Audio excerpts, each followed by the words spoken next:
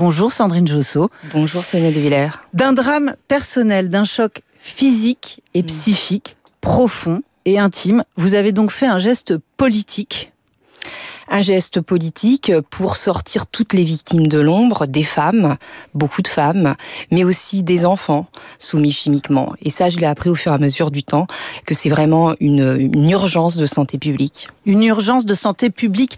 Dans le rapport, vous dites que l'urgence, elle ne tient pas au caractère nouveau ou inédit des faits. D'ailleurs, vous mentionnez la première description clinique de la soumission chimique, elle date de 1982 en France. Vous parlez de l'état de la menace. Pourquoi l'état de la menace ? La menace, elle est dans notre sphère privée.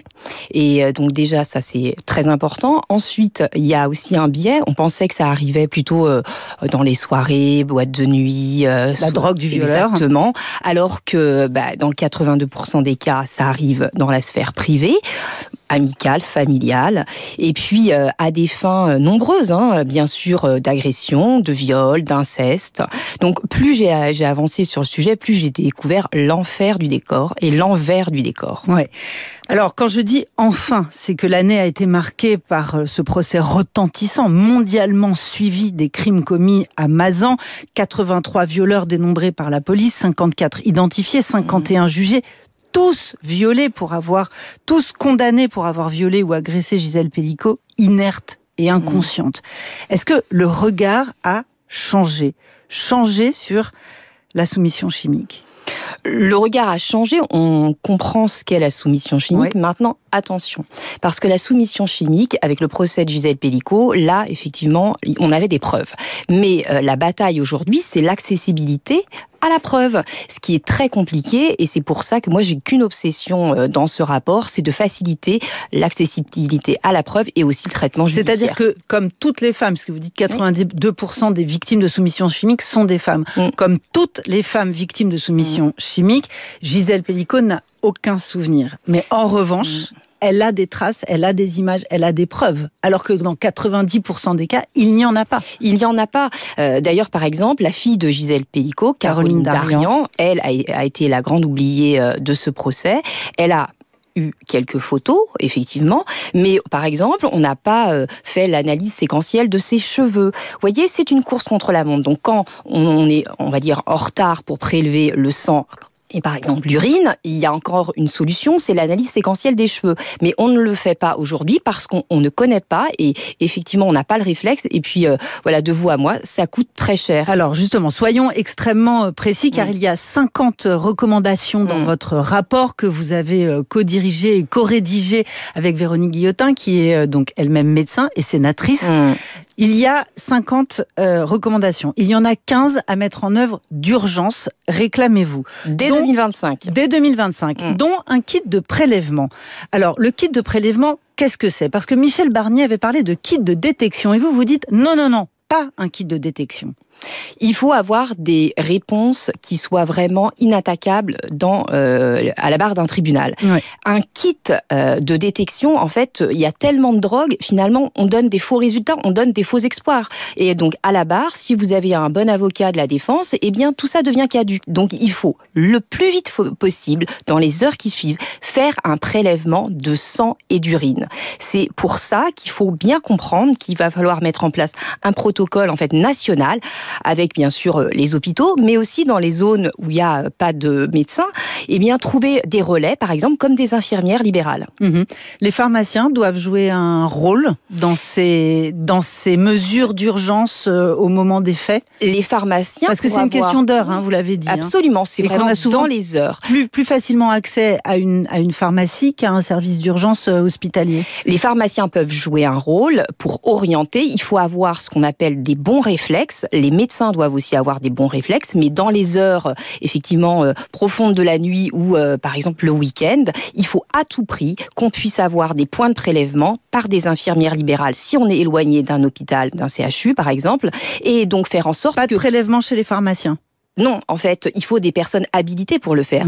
Une infirmière est habilitée et est diplômée d'État pour le faire. Et de là, il faut, attention, il y a quelque chose quand même à retenir, c'est qu'il faut envoyer ces prélèvements au bon endroit. Donc il faut vraiment un fléchage pour le parcours du prélèvement pour que ces infirmières, par exemple, envoient au bon établissement, c'est-à-dire au laboratoire qui sera labellisé, certifié, parce que tout le monde ne peut pas être, par exemple, expert en analyse de soumission chimique. Un laboratoire de ville ne peut pas l'être, sauf s'il est répertorié dans le registre national. Et vous réclamez que les prélèvements soient gratuits, même sans dépôt de plainte, parce que vous commenciez à le dire, un prélèvement de cheveux, ça coûte entre 500 et 2000 euros.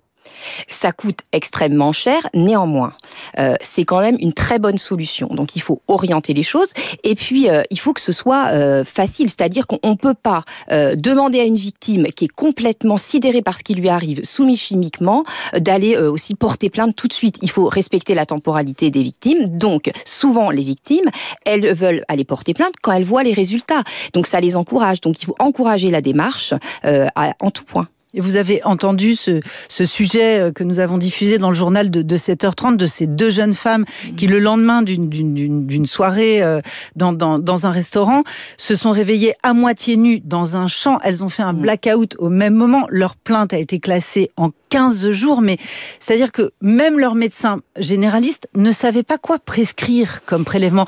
Vous allez former les médecins généralistes ? Oui, le personnel il faut des formations pour tout le personnel de santé, les médecins généralistes, mais aussi les personnels du monde judiciaire, médical. Il faut que les magistrats soient formés.